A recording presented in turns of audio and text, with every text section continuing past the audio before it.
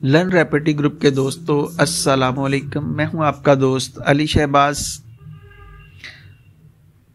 आज हम एलन की नोट से एसक्यूएलएस सिप को रीड करेंगे।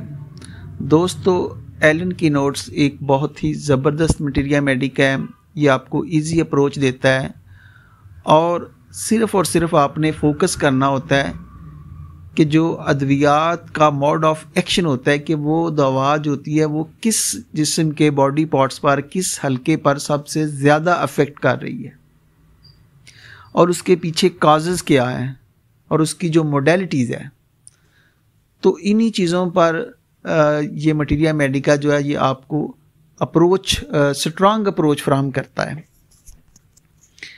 तो डॉक्टर एलन लिखते हैं कि for persons with haemorrhoidal tendency and who suffers with gastric bilious और कैटरल ट्रबल्स,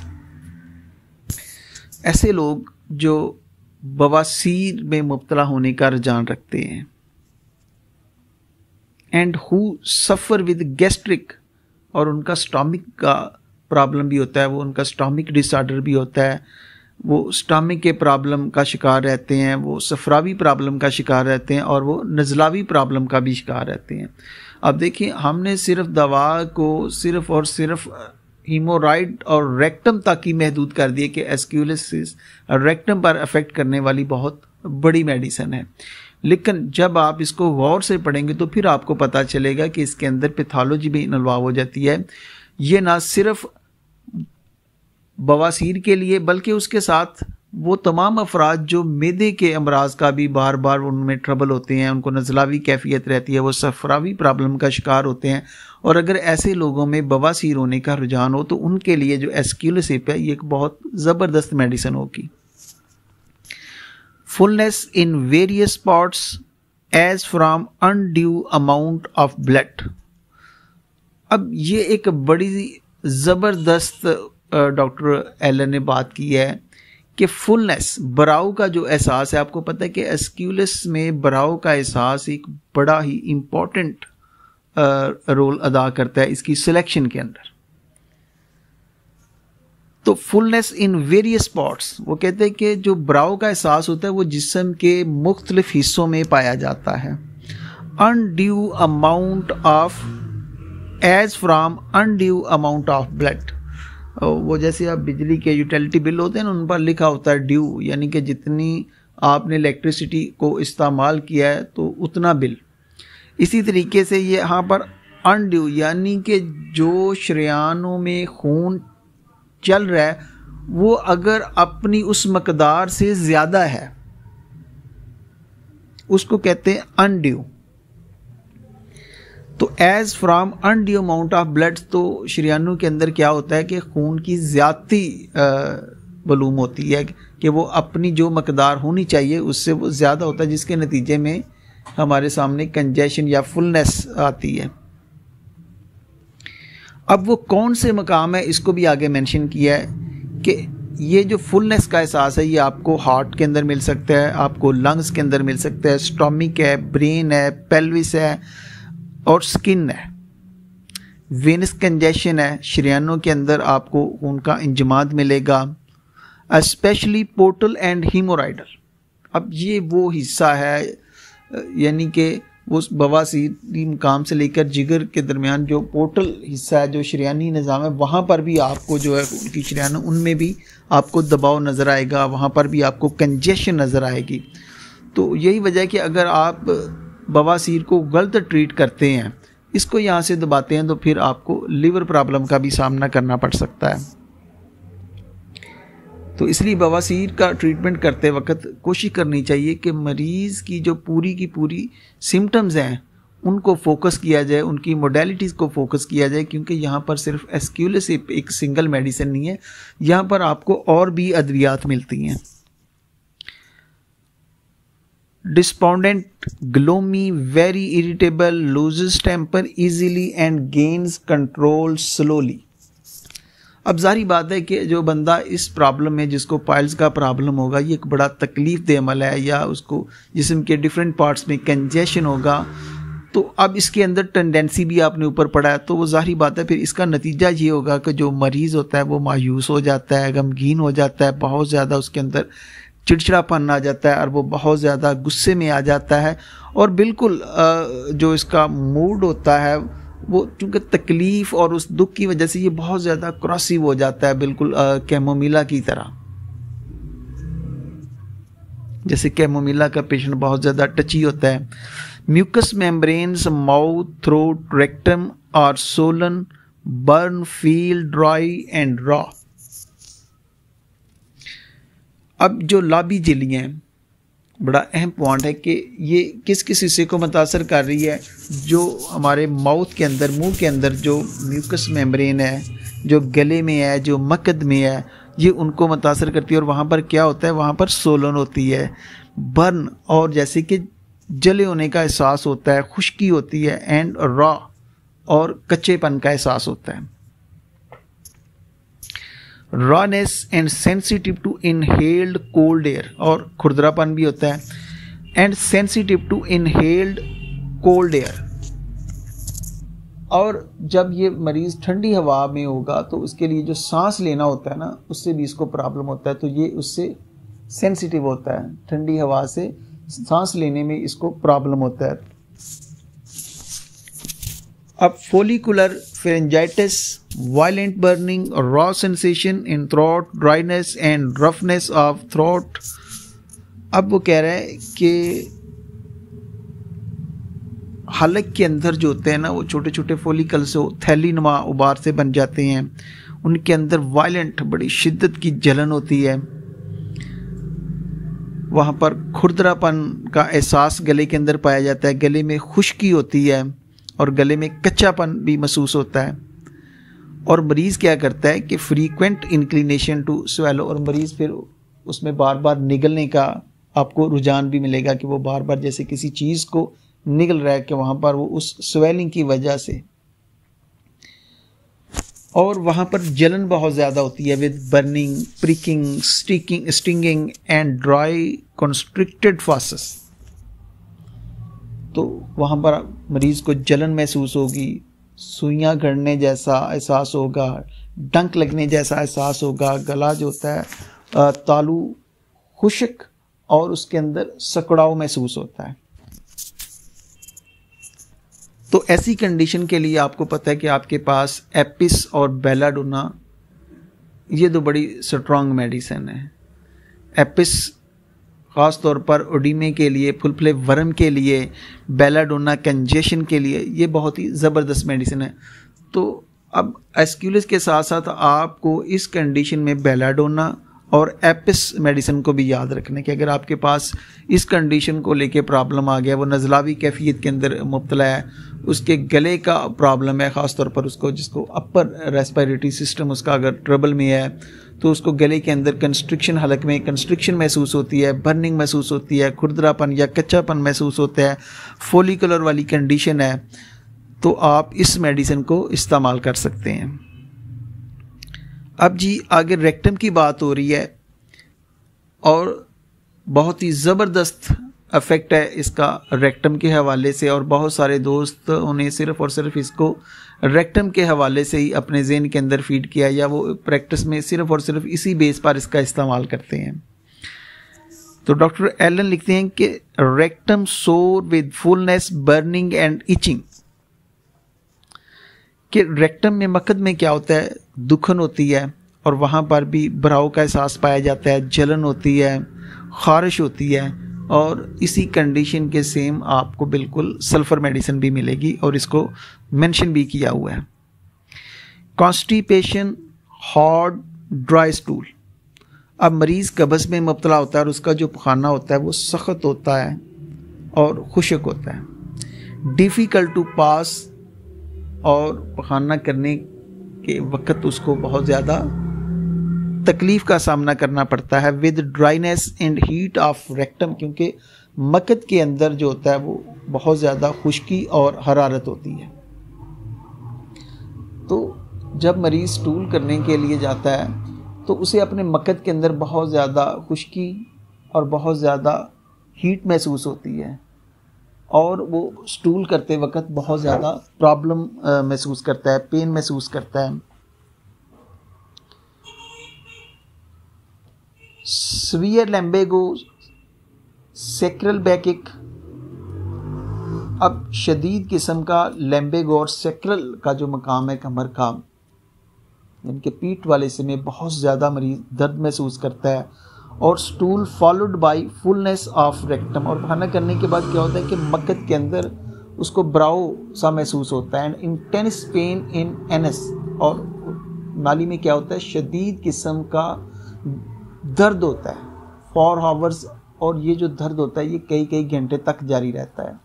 यहाँ पर अलो, एग्नेशिया, म्यूटिक एसिड और सल्फ़र दवाओं को भी मेंशन किया गया। और आपने इस हवाले से नाइट्रिक एसिड को भी ज़हन के अंदर रखना है कि नाइट्रिक एसिड भी जो है वो बड़ी ज़बरदस्त मेडिसिन है। और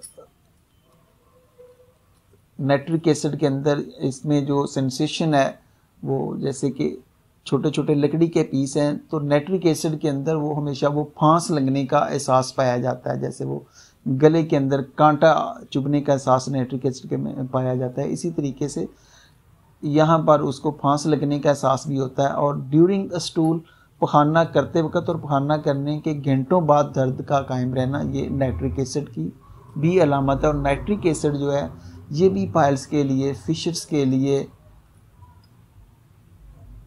और फिस्टुला के लिए बहुत ज़बरदस्त मेडिसिन है। तो आपने जब एस्क्यूलस हिप को रीड करना है तो जब ये कंपैरेटिवली आप इसको देखेंगे तो आपको इन अद्वियात को भी जहन में रखना पड़ेगा। अलो, अग्नेशिया, अग्नेशिया के अंदर भी ऐसा आपको एहसास मिलता है। सल्फर है, प्रोलेप्सिस यूट्राई एंड एक्रिड डार्क लिकोरिया। अब इसमें क्या होता है कि यूट्रस के प्रोलैप्स होने का भी इसके अंदर आपको हिस्ट्री मिलती है। और सोजिश पैदा करने वाला स्याही माइल या डॉर्क्स या लिकोरिया होता है विद लैम्बेगो सैक्रल बैकिक।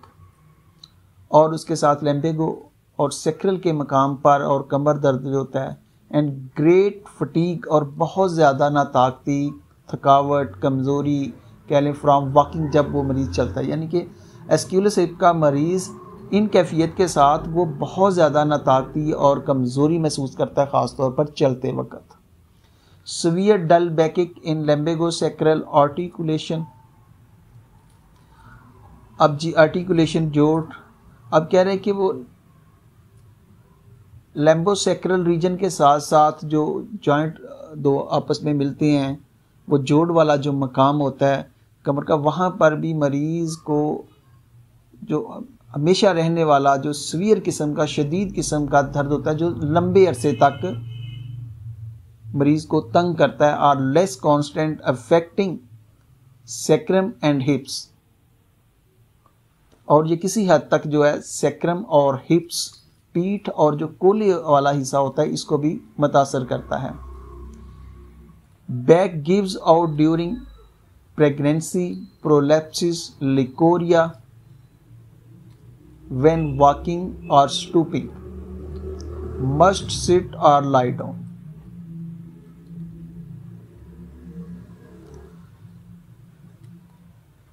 अब जी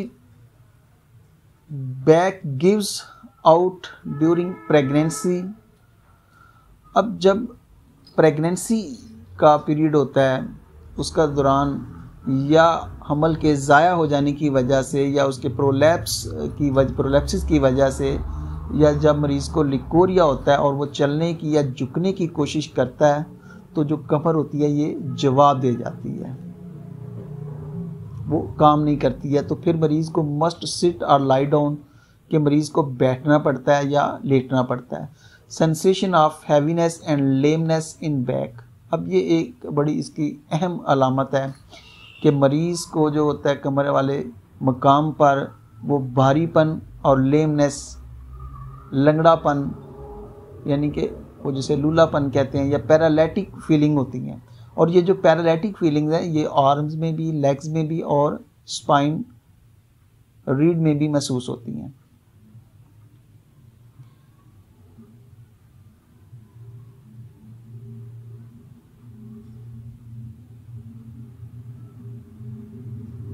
तो दोस्तों ये था कुछ एस्क्यूलिस के बारे में, और ख़ास तौर पर एक बात जो उन्होंने कहा है कि ये सिमिलर है अलोज के, क्लैंसोनिया, एग्नेशिया, म्यूटिक एसिड, नक्स व मीका के, और ख़ास तौर पर इन हीमोराइड कंडीशन में।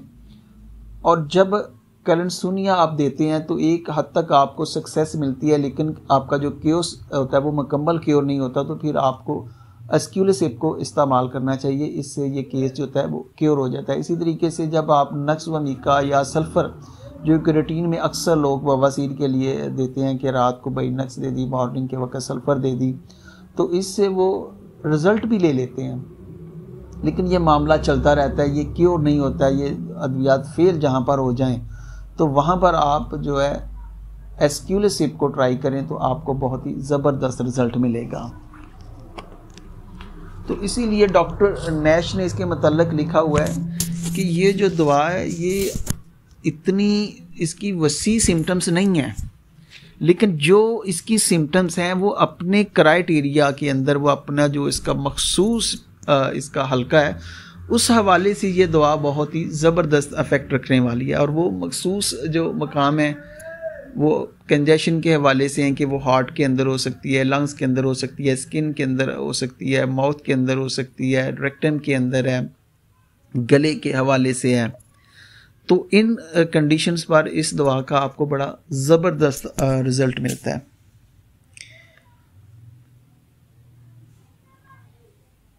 तो इसी तरीके से एक और अलामत इसकी है कि एस्क्यूलिसिप में जब पेशेंट खड़ा होना जो इसके लिए बड़ा तकलीफ़ का बायस होता है, जबकि यहाँ पर एक और मेडिसिन है एगैरिकस। एगैरिकस में क्या होता है कि उसका जो पेशेंट होता है वो बैठते वक्त बहुत ज़्यादा दर्द महसूस करता है, और एस्क्यूलिस का जो पेशेंट है वो खड़े होते वक्त बहुत ज़्यादा तकलीफ महसूस करेगा, और जब वो खड़ा हो जाएगा तो फिर स्टैंडिंग से इसको एमेलियोरेशन है, और चलने से इसको तकलीफ़ है, झुकने से इसको तकलीफ़ है। और सल्फ़र को पता है कि वो सीधा खड़ा नहीं हो सकता है, ज़्यादा चल नहीं सकता है, वो आपको आगे झुका हुआ नज़र आता है। तो ये अद्वियात के थोड़े थोड़े फ़र्क होते हैं। इसी तरीके से हमारे लेडी विंग की प्रेसिडेंट डॉक्टर ज़ुबैदा चौधरी साहबा, मैं और अमानुल्लाह साहब उनकी तीमारदारी के लिए गए, तो उन्होंने कहा कि बेटा मेरे तो कमर में बहुत ज़्यादा जो है ना, ये पीठ वाले मकाम पर बहुत ज़्यादा शदीद दर्द है, तो मुझसे तो खड़ा नहीं मैं हो सकती हूँ, इतनी तकलीफ़ है, मैं चल नहीं सकती हूँ। तो इस पर उसको एस्क्यूलिस 1 mg की एक डोज लेने के लिए कहा गया। तो थोड़ी देर के बाद ही वो अपने एक मखसूस स्माइलिंग के साथ उन्होंने कहा कि मैं तो माशाल्लाह उस एक डोज से बड़ी जल्दी ठीक हो गई हूँ, तो अब मैं अपने आप को बहुत बेहतर महसूस कर रही हूँ। तो लिहाजा कल जो आपका कैंप है, फ्री मेडिकल कैंप, मैं आपके साथ इंशाल्लाह जाऊँगी। तो इसी तरीके से दोस्तों, ये अगर आप इसको नज़लावी कैफियत के लिए इस्तेमाल करते हैं तो उसमें भी आपको इसके बहुत अच्छे रिज़ल्ट मिलेंगे। और ये दवा सोजिश पैदा करने का बायस बनती है, और जहाँ पर भी कंजेशन होता है, जहाँ पर भी खून की ब्लॉकेज हो या खून रुक जाता है, तो वहाँ पर जो कलर होता है वो अर्गोनी किस्म का जो कलर हमें शो होता है। तो इसकी जो कंजेशन वाले मकाम होते हैं या बवासीरी जो मस्से होते हैं वो भी आपको जो है अर्गोनी रंग के मिलेंगे। तो डॉक्टर ग्रंथ से भी बवासीर और मोकों और कमर दर्द के लिए इसको बहुत ज़्यादा अप्लाई करने का उन्होंने कहा है, और उन्होंने इससे बहुत ही अच्छे रिज़ल्ट भी लिए हैं। इसी तरीके से मैंने अपनी क्लिनिकल प्रैक्टिस में इस एक बात पर कि ऐसी पेशेंट मेरे पास एक तकरीबन उसकी एज होगी कोई 20-21 साल के करीब, तो उस लड़की को सीवियर किस्म का लिकोरिया का प्रॉब्लम था और लोअर बैक पेन था। तो उसने काफ़ी जगह से मेडिसिन ली, लेकिन उसको उस लेवल का रिज़ल्ट नहीं मिल रहा था, यानी कि वक्ती तौर पर कोई भी पेन किलर लेने से वो वक्ती तौर पर उसको अफाका होता। तो जब ये केस मेरे पास आया तो केस टेकिंग के दौरान उसको पाइल्स की हिस्ट्री भी मिली, और ख़ास तौर पर ये लिकोरिया बहुत ज़्यादा मिला, और जो इसकी ख़ास सिम्टम्स है जो मोडेलिटीज़ के हवाले से है कि जब वो खड़ा होने की कोशिश करती, जब वो चलने की कोशिश करती, तो उस वक़्त वो बहुत ज़्यादा पेन महसूस करती। तो एस्क्यूलिस 30 में जब उसको चंद दिन के लिए दिया गया तो वो माशाल्लाह बिल्कुल ठीक ठाक हो गई। और मेरे ख़्याल में आज इस बात को 4-5 साल का अरसा होने को है, तो वो पेशेंट अब भी मेरे पास आती है, लेकिन वो दोबारा वो दर्द नहीं हुआ। तो इसी तरीके से जब आप अद्वियात की सिम्टम्स को, आप उनकी मोडेलिटीज़ को, आप उनके रिलेशंस को समझ जाते हैं, तो प्रैक्टिस जो होती है वो हमारी बहुत ही आसान हो जाती है। गो कि नक्स और सल्फ़र एक दूसरे की कॉम्प्लीमेंट्री मेडिसिन, मामून मेडिसिन भी हैं। सल्फ़र के बाद नक्स बड़ा अच्छा वर्क करती है, लेकिन ज़रूरी नहीं है कि हर केस में ही आपको ऐसा रिज़ल्ट मिले। वो कहते हैं कि राइट रेमेडी की जो स्पेस होती है वो हमेशा खाली रहती है, उसको हमेशा वही रेमेडी आके फिल करती है जिसकी ज़रूरत होती है, जिसका वहाँ पर क्राइटेरिया होता है। तो ये थे थोड़ा सा HC एलन से एस्क्यूलिस हिप के बारे में। तो उम्मीद करता हूँ कि ये मेरी आज की जो काविश है ये आपको पसंद आएगी।